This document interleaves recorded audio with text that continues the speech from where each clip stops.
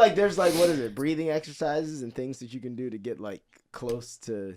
Have you? Yeah. Well, yeah. Of You would course. know about that, right? I mean, and going back to like your point with the animals, I'll never forget when all this first started happening, and even my parents were like really trying to grasp with like, is our daughter losing her shit or is there something here? Right.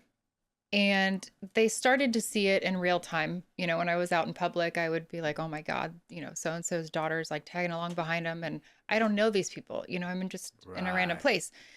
And so I'll never forget this statement my mom said to me years ago. She was like, it's basically like you're paying attention to the empty space when everyone else is paying attention to matter and material things. She was like, so you're looking at who's with the person instead of the person. And I was like, yeah, I guess so. That makes a lot of sense. That's I wish. So That's a great way to put it. When we talk about like these, natural disasters and things, and animals can detect them, it's because they're used to listening to like the silence where the truth is, versus we are so music, plugged into distraction. We gotta watch a video. Facts. And so, but there are still people that see it, sense it, feel it, hear it before it happens, because they're grounded, they're plugged in, they're expanded, and able to, when you practice the embodiment of your totality, not just embodiment of Kimberly, that's when you go far beyond experiencing what Kimberly's exposed to, and you plug into, kind of the one and all, the all in one. Wow. So there's no way that you can just like turn this off if you wanted to, is there? Yeah. I mean, now I've come to a point where I can turn it on and off, because when you walk around on all the time. I was about to say, that has to be fucking crazy. It is. Like, that it's stressful, like, man, bro. What? It's draining in it, because it's partially compelling. Like, you hear things and you want to share things, and it's like, well, hold on. There's ethics that come along with this, and a moral code. Like, you don't just approach someone like, hey, your dead sis is here. You want to talk? Like, you're grocery shopping, and fuck Loretta. That takes them into a really personal space. Right. And for me, like, and you're like, I don't know you, so they're just like, well, and you have to think about, it's such a tender thing all the way around. When I was telling Anthony the story the other day, when all this was happening, and I was still trying to get a grasp on it and figure out like what the hell's going on. Mm-hmm. There was a time where I thought maybe I was cursed or possessed, like, again, because we were Catholics that went to church on the holidays, and that's it. Like, right. I didn't know anything about spirituality, just about broad strokes. Like, yes. Ash Wednesday, Easter. Just be a good human. That's all. Just be a good person. Like, golden rule. So when all this started happening, I was like, oh man, God's mad at me. Like, I was very God-fearing and afraid of like, why do I see this? Am I causing some of these events that I'm seeing before they happen? Like, deciphering the difference was just really fucking with me. So I'll never forget, in Ohio, which is where I live, going to a little psychic fair. I'm from Ohio. Oh, yeah. Are you? I'm from Cleveland. Nice. All right, Zanesville. Yeah. You probably. All right. I'm sorry. So I went to a little psychic fair in Ohio, down in Hocking Hills. It's a beautiful area to go hiking, and just felt drawn to it. My mom and I went, just felt like the need to, see if there's anything there that could help me understand what the hell I was going through. And there was a couple that had a booth set up. Husband and wife. He was prior Amish, jumped the fence because he's profound psychic, and they don't they shun that. No. Yeah. And she was Hawaiian, so super spiritual in her own right. I sat down with him. His name was Doug.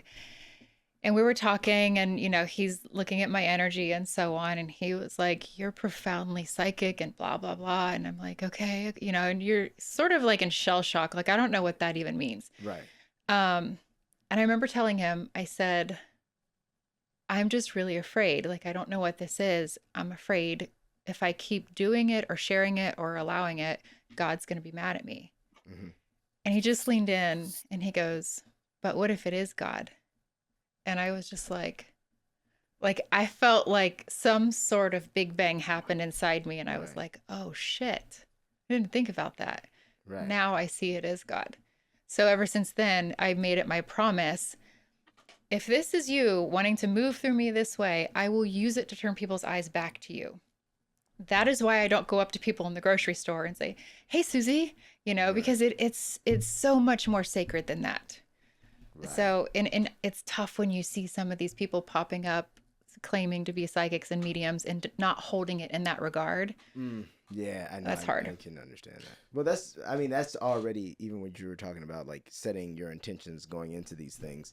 I think that's a big piece of it probably too, it's directly what you'll experience. And you have to know that without a shadow of doubt, and that's where some of the most profound sessions I've ever done that I will never forget, where the craziest shit and detailed information comes through, is one, because I'm very direct and clear in my intention, but also the sitter, the receiver, is very wide open to the process. When you have a skeptic, it's fine. Like, healthy skepticism is a good thing. Yeah. But they are projecting or inserting a bit of density or negativity into the field. So energetically, it's not as conductive as it could be. That makes still sense. Works though. It's like cutting off like the ground. I mean, it's even like that just with like creative work. You have somebody in the room who's too judgmental from square one. Yeah. You can't get going. Yeah. That's exactly right. You can't. Yeah, everybody's feeling too self-conscious to like, go sing that part bad. Like, no. Mm-hmm. It's because enlightenment causes enlightenment. And if there's a charge in the space, enlightenment's going to feel that. So that charge, what happens is that charge is going to draw the light. It's going to suck the light from all the creatives in the room, so to speak. Right. So it's energy trying to fill itself is all. So that's called a positive charge. That hold in energy versus a negative charge is like a drawdown. Right. We don't want either. We want to be in the center. Then you have expanded awareness. The center. The center is something that America has forgotten all about. Let me tell you. Yes. The middle, moderation. Nope. No one's about that. You're either over here or you're over here, and you're far. Yes. Far. It's do or die. No one's leaning. Yeah. I lean to the you can't. I'm all the way over here. Yeah. Yep. It's crazy. Have you ever been to a psychic or spoke with a psychic before? No. Never. Have you, Lemicah? Oh wow. I'm actually terrified. Let me ask you why. What is it confronting in you that's bringing up fear? My dad died. My dad died when I was 16. Okay, if there's any chance we're gonna connect him, don't tell me anything about it, because I wouldn't. If we're gonna go there, we don't have to. But again, we don't have to. You have to be open to it, and in order for it to be good for you. But just keep that in mind. If you do want me to, then I will. We'll talk about it. Let's keep on talking. Yes. Well, yeah. Tell me, where's the fear? Like what? And it's not that I want you to believe what I do. I would never disgrace you like that. But I'm just curious. Like, what's your perspective?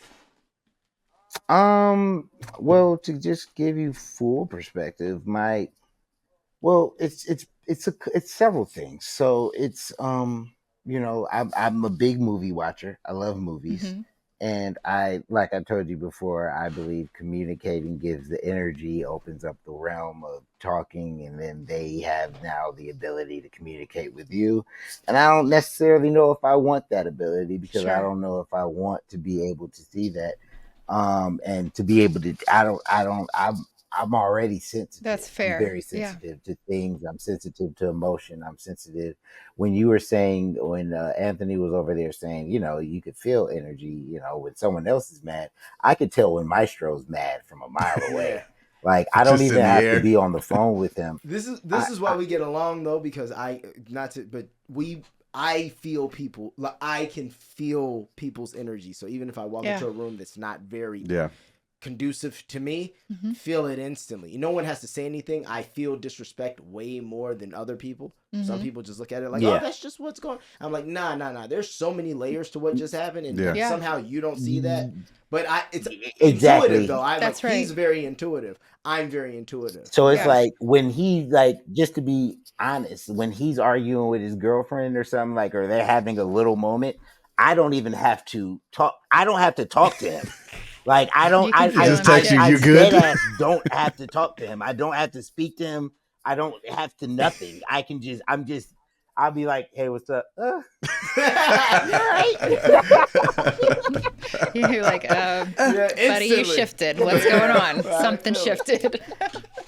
Not to just that was just an example, but like I just like that's like I'm very sensitive to things like that, and I'm very sensitive to energy and emotion in people. So I don't know if I have the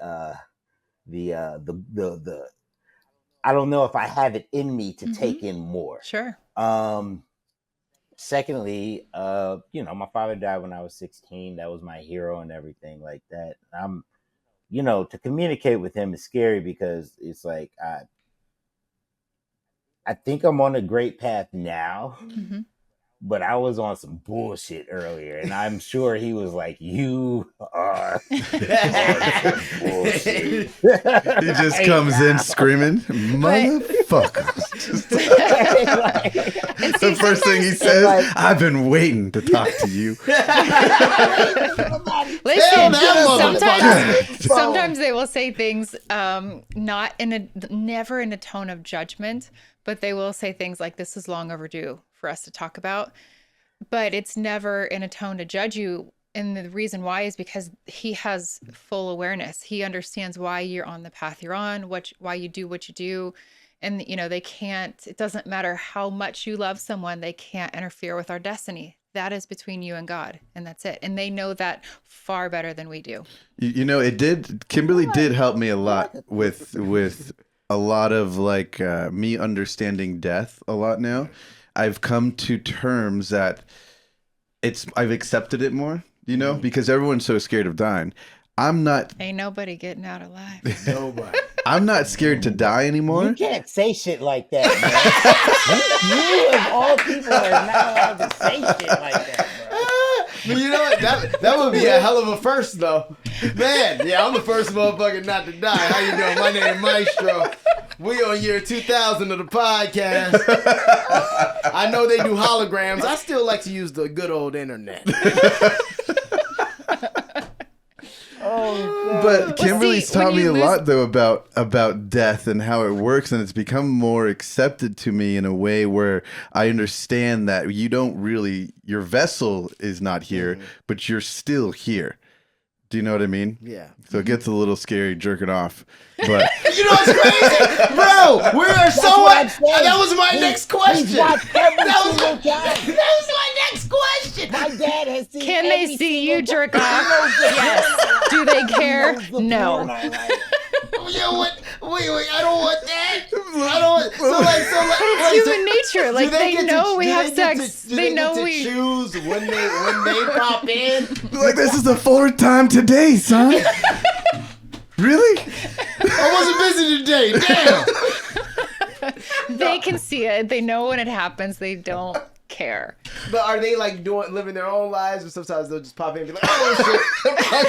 It's like walking in the door on it. Brandy, no. I think my dad caught me. I found his porn collection when I was younger. He had a construction bag full of porn. The good old days, man. It's actually nuts now that I nuts, eh? Nuts, you say? But no, he actually, when I found it and I put one in, I thought it was just videos. I put one in. And it was very high quality shit. I was very proud of it. Good job, Dad. Very high quality. You go to sit down to watch some cartoons and you're like, "Oh, all right." It wasn't the bootlegs. Remember the bootlegs with the cam versions? No, bro. I found ones that had great production value. I'm like, they're actually acting their ass. This is actually a good story. He found out that he was watching Brian Pumper. No, it wasn't Brian. I wasn't watching B-Pump. We all know B-Pump. He walks around Hollywood all the time. We all know B-Pump. Kind of crazy. But no, I got enamored and I was sitting in the middle of the room just watching some porn, and I heard footsteps coming across the door and coming across the hall, and I grabbed the lotion bottle and I threw it that way, and I turned the TV off. And then he walked in the room and opened the door and put his head in, and he just was quiet and looked around and was like, you're just sitting there staring at an off TV. He was like, He was like, you was watching them pornos. Right? And he was like, it's okay. All right, have fun, son. And he just left, and I was like, oh, no. smells like Jergens in the room when he walks in. I have a question though. Did you turn it back on? Well, you waited till he left. I felt dumb enough that I was sitting in the middle of a dark room in the middle of the floor, like I was staring like, at him. it was obvious. Like now in my grown ass age, it's obvious you were doing something weird, son. So I would just get on out of here. Close this door. I'm about to go to the pool. Why don't you get cleaned up and then you can join? Oh God, that's funny.